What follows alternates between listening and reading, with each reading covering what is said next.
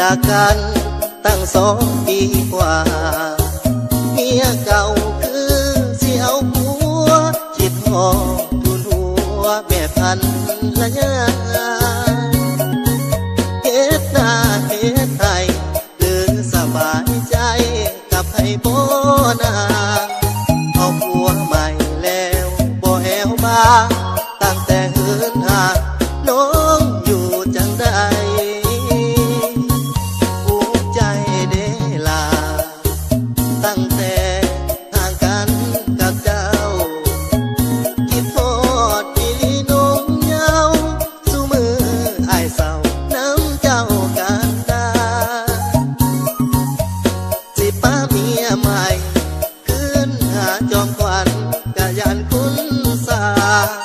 สู่มือนี้อายพ่อปานคนมาคิดไปคิดมาอยากขาดเจ้าของอายน้องน้ำตาเวลาคิดทอ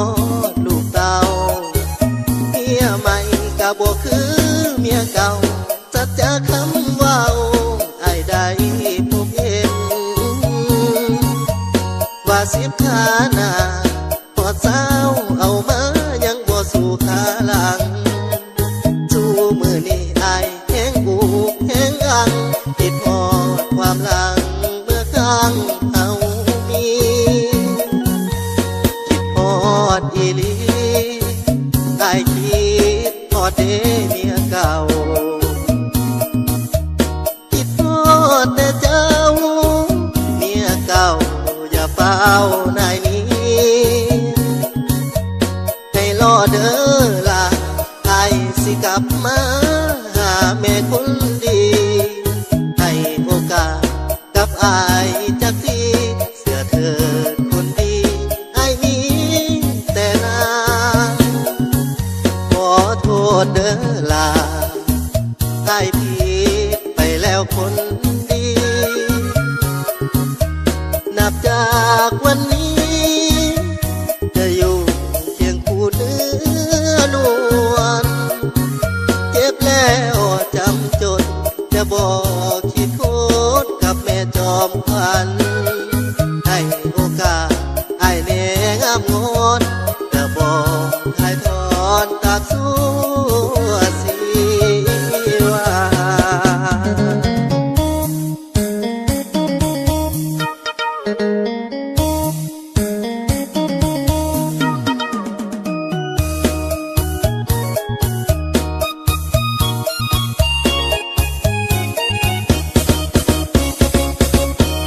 คิดฮอดอีหลี